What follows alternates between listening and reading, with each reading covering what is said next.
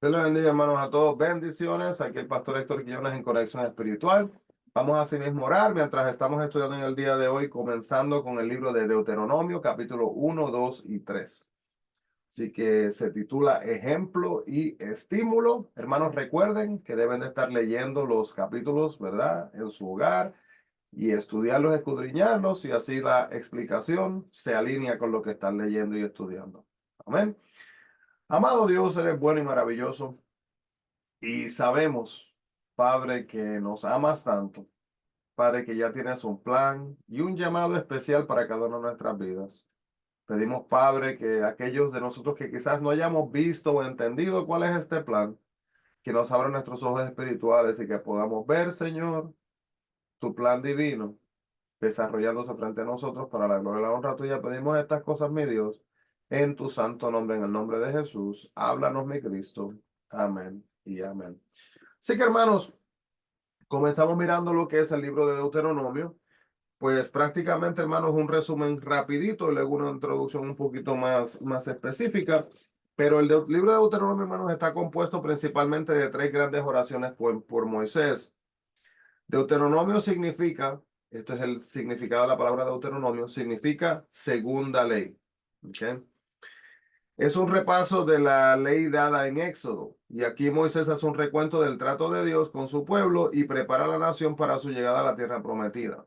En el libro de Deuteronomios, Moisés enfatiza la santidad como forma de vida y recuerda al pueblo su necesidad de obediencia y a Dios en cada acción, ya sea al poseer la tierra, derrotar a sus enemigos o solo al disfrutar de una nueva tierra. El pueblo de Dios debe mostrar obediencia total a sus mandamientos.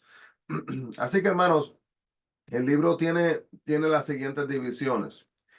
Está dividido en tres partes: es el escarmiento, el recordatorio y la restricción. Y el escarmiento tiene tres secciones, las cuales son motivos para la obediencia, medidas de obediencia y la mentalidad de obediencia. El recordatorio también tiene tres secciones, que son las regulaciones ceremoniales, las regulaciones civiles y las regulaciones sociales. Y la restricción, los últimos capítulos del 27 al 34, renovación del pacto y la culminación del ministerio de Moisés. Los temas principales del libro completo es aprendiendo del pasado, la historia de Israel, mirando hacia el futuro, la santidad de Israel y el legado de un líder, ahora visto también como el héroe de Israel. Y el lugar toma lugar en Moab, al este del Jordán, y pasan aproximadamente 2 meses. Podemos ver que en el primero de estos tres sermones a la nación, Moisés comienza con un recuento del pasado. Dios había prometido a su pueblo que una patria nueva, pero Israel no la poseyó por incredulidad. Y durante 40 años habían deambulado, ¿verdad? Y muerto. Y ahora, extinguida aquella generación incrédula, Dios ha guiado a la nación en arrolladora victoria sobre Seón y Og, y trayéndole de nuevo al umbral de la tierra. Pero antes de entrar, han de aprender del pasado una lección crucial: que obedecer trae victoria y bendición, mientras que desobedecer resulta solo en derrota y asimismo también juicio. Así que podemos ver entonces en este momento, en un resumen acá, un poco más específico, que el autor del libro de Deuteronomio fue Moisés, y a excepción del sumario final que probablemente fue escrito por Josué después de la muerte de Moisés en el libro.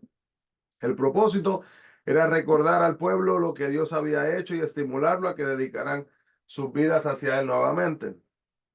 El destinatario fue escrito hacia Israel, la nueva generación que va a entrar a la tierra prometida. La fecha fue aproximadamente en el año 1407 antes de Cristo. Marco histórico fue el lado este del río Jordán con Canaán a la vista. Y los temas principales de este libro, ¿verdad? Hay 4 secciones. ¿Qué es lo que Dios ha hecho por nosotros? Principios para una vida santa y un llamado a comprometerse con Dios, y el nuevo líder, que son los últimos días de Moisés en los últimos capítulos. Los temas principales son la historia, las leyes, amor, alternativas y asimismo la enseñanza. Pues los primeros 3 capítulos vemos que los israelitas pasaron 40 años en un viaje que debió haber durado 11 días, hermano, menos de 2 semanas. No fue la distancia lo que se interpuso entre ellos y la tierra prometida, fue la condición de sus corazones. ¿Cuántas veces nuestros corazones, hermanos, se convierten en lo que nos separa de Dios en vez de llevarnos por el camino divino de Él? El propósito de Dios era más profundo que simplemente trasladar a un grupo de personas a una tierra nueva. Él los estaba preparando para que vivieran en obediencia una vez que llegaran. Por medio de este viaje, Dios enseñó a los israelitas quién Él era, el Dios viviente, el líder de la nación, y también les enseñó quiénes eran ellos, una raza caída, ya que, hermanos, el pecado no nos ayuda a hacer lo correcto. Vemos que dio a su pueblo rebelde, quizás que tenga que enfrentar solo el dolor, desaliento y las dificultades. Le dio la ley al pueblo rebelde, ¿verdad? Para que tuviera también eh, una manera de entender cuál era la manera correcta de poder relacionarse a sí mismo con él. El peregrinaje de 40 años en el desierto llega a su fin en este libro y los sucesos de Deuteronomio cubren solo literalmente como una semana o dos del 11º mes del año cuadragésimo. El 12º y último mes fue dedicado al luto de la muerte por la muerte de Moisés y los israelitas entonces entraron a la tierra prometida el primer mes del año cuadragésimo 1 después del Éxodo en Josué capítulo 4 versículo 19, cuando ya después de Deuteronomio vamos a estar viendo este libro. Así que tenemos que notar, ¿verdad?, que el resumen de Moisés del peregrinaje de 40 años de Israel comienza en el monte Oreb, monte Sinaí, no comienza en Egipto. Y Moisés no estaba dando un itinerario del viaje, sino resumiendo el desarrollo de la nación. En la mente de Moisés, la nación de Israel comenzó al pie del monte Sinaí, no en Egipto, ya que fue en el monte Sinaí donde Dios hizo su pacto con el pueblo, como lo dice Éxodo 19:20, si se acuerdan de esa sección. Junto con este pacto vino el conocimiento y la responsabilidad, y después que el pueblo decidió seguir a Dios, que fue la decisión de ellos tenían que saber cómo seguirlo. Por lo tanto, Dios les dio un amplio conjunto de leyes y principios que les indicaba cómo quería que él vivieran estas leyes que se encuentran en los libros de Éxodo, Levíticos y Números. El pueblo ya no podía decir que no conocía la diferencia entre lo bueno y lo malo, ya que había sido mostrado ante ellos. Y ahora que habían prometido seguir a Dios y sabían cómo hacerlo, tener la responsabilidad entonces de hacerlo y de obedecer su palabra de Dios. Al igual que nosotros, hermanos, cuando conocemos el plan de Dios y lo que Dios espera de nosotros, llega un momento que no tenemos excusa. Es nuestra decisión de si lo hacemos correctamente o no lo hacemos correctamente. Moisés identificó algunas de las cualidades interiores de los buenos líderes y estuvo explicando, ¿verdad?, que era la sabiduría, la compasión y el respeto. Y estas características difieren notablemente de aquellas personas por las que se eligen a los líderes actuales. Muchas veces se eligen los líderes actuales por buena apariencia, por riqueza, por popularidad, disposición para hacer cualquier cosa con tal de llegar a la cima. Y las cualidades que Moisés identificó deben ser evidentes en nuestra vida. Cuando llegue el momento de ser líderes, hermanos, y debemos de buscarlas en las vidas de aquellos que elegimos para ejercer el liderazgo. Podemos ver que los espías fueron enviados a la tierra prometida, no para determinar si debían entrar, sino por dónde debían entrar. Sin embargo, al regresar, la mayoría de los espías dijo que la tierra no valía la pena el sacrificio. Dios iba a dar a los israelitas el poder de conquistar la tierra. Pero asimismo, ellos tuvieron miedo de los riesgos y decidieron muchos de ellos, pues no vamos a entrar. Dios nos da el poder, hermanos, de vencer nuestros obstáculos. Pero si hacemos así como los israelitas, nos llenamos de temor y escepticismo A menudo dejamos que los obstáculos lo que hagan es que controlen nuestra vida y que no alcancemos la bendición de Dios porque estamos estancados en base a nuestros pensamientos. Moisés volvió a contar la historia de la misión de los espías a la tierra prometida, y cuando los espías regresaron con informes de gigantes y ciudades amuralladas, el pueblo se acobardó y comenzó a quejarse de su situación. Pero el informe de la minoría formada por Josué y Caleb señalaba que la tierra era fértil, el enemigo era vulnerable y Dios estaba de su lado. Muchas veces nos atemorizamos, hermanos, y no hacemos nada cuando nos concentramos en los aspectos negativos de una situación. Cuánto mejor es concentrarse en lo positivo, la dirección y las promesas de Dios. Cuando tenga que enfrentar una decisión importante y sepa lo que tiene que hacer, hermanos, camine y avance por fe después que vaya todo en el plan divino de Dios. Canaán era una tierra de gigantes y fortalezas imponentes. Los anaseos podrían haber medido entre 2.10 y 2.7 metros de altura.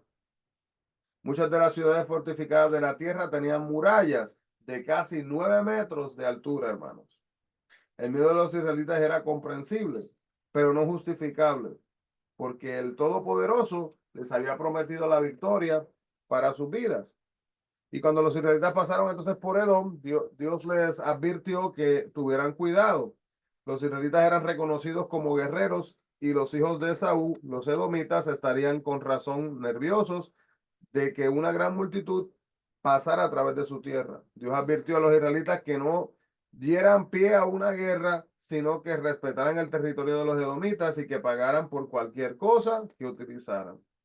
Dios quería que los israelitas trataran con justicia a sus vecinos, ya que ellos iban a ser vecinos de ellos cuando ellos tomaran posesión de la tierra prometida. También nosotros debemos de actuar con justicia, hermanos, al tratar a nuestros prójimos, nuestros vecinos que nos rodean de igual manera. Tanto Moab como Amón habían desplazado a un pueblo alto como a los hijos de Anac, que generalmente se conocía con el nombre de Refaítas, pero llamados Emitas por los moabitas, y Somsomeos por los amonitas, como lo dice el capítulo 2, versículo 20. Si nuestros enemigos parecen ser invencibles, hermanos, debemos de recordar que Dios puede librarnos como lo hizo con los israelitas. No importa el tamaño del enemigo, no importa el tamaño del problema del obstáculo, hermanos, Dios es más grande. Amén. Israel no tenía que pasar 40 años en el camino, en camino a la tierra prometida, sino que Dios los sentenció a peregrinar por el desierto debido a que rechazaron su amor y se rebelaron con su autoridad. En contra de su autoridad, no obedecieron sus mandamientos en cuanto a un recto vivir y no cumplieron su parte de acuerdo a Éxodo 19, 8 y 24, 3 y 8. Así que Dios dijo a Moisés que haría que las naciones enemigas tuvieran miedo de los israelitas. Para los estándares del mundo, hermanos, es como decir, el ejército de Israel no intimidaba a nadie, pero Israel tenía a Dios a su lado y ahí era cuando venía entonces el momento de la realización, que se daban cuenta, wow, este grupo, esta nación no está sola. Moisés no tendría que preocuparse más por sus enemigos porque sus enemigos estaban preocupados por él. Y a menudo Dios iba delante de nosotros en nuestras vidas pasadas, tú también, va delante de nosotros en nuestras batallas diarias y lo que hace es que Él va allanando el territorio y abriendo camino para que nosotros podamos caminar. Los israelitas enfrentaban un gran problema y el bien entrenado ejército de Og, del rey Basán, era este problema. Los israelitas casi no tenían posibilidades, pero ganaron porque Dios peleó por ellos. Así que, hermano, cuando vengan los momentos difíciles, ¿verdad? Las guerras, para luchar, peleas o batallas que no podamos ganar, no las tenemos que ganar nosotros, hermanos. Dios lo puede hacer si le damos la oportunidad. Y el capítulo 3, 21, 22, podemos ver qué noticia más alentadora para Josué, que tendría que guiar a sus hombres contra las fuerzas persistentes del mal que ocupaba la tierra prometida. Ya que Dios le prometió hacerlo victorioso en cada batalla, no tenía que temer. Y quizás, hermanos, quizás nuestras batallas no sean contra ejércitos impíos, pero son tan reales como las que experimentó así mismo Josué, y nosotros podemos así mismo tomar el mismo paso para confiar en Dios con fe para que nos dé así mismo la victoria. Dios hizo claro que Moisés no entraría a la tierra prometida en Números capítulo 20:12 y le ordenó que comisionara a Josué como nuevo líder y lo alentara en su nuevo cargo. Y esto es un buen ejemplo para las iglesias y organizaciones, hermanos, que de tanto en tanto se deben de reemplazar los líderes y los líderes preparan a su gente para que funcionen sin ellos al descubrir lo que tienen un potencial. Y es otra parte importante, hermanos, que algunas veces somos parte, ¿verdad?, de una iglesia y no nos involucramos activamente, ¿verdad? No tomamos un rol de liderazgo. Y es importante, hermanos, que tomemos un rol de liderazgo, que hagamos algo, ¿verdad? En los diferentes eventos que tomen lugar asimismo en la iglesia. Amantísimo Dios, eres bueno y maravilloso. Te agradecemos, Padre, porque podemos aprender, Señor, que de la misma manera que estuviste con tu pueblo, mientras estuvieron en este proceso, Padre, de entrar a la tierra prometida, estás con nosotros. Gracias, Padre, que no hay nada imposible para ti y que podemos confiar en ti de que tú obrarás de acuerdo a tu voluntad. Ayúdanos, Padre, a poder depender 100% en ti y nunca, nunca permitir, Señor, que nuestro miedo, que nuestros pensamientos, que los comentarios de otros nos alejen de tu plan y propósito para nuestras vidas. En el nombre de Jesús pedimos estas cosas, mi Cristo. Amén y amén. Así que Dios le bendiga grandemente, hermanos. Bendiciones a todos y no se olviden, busquemos la presencia del Señor. Dios les bendiga.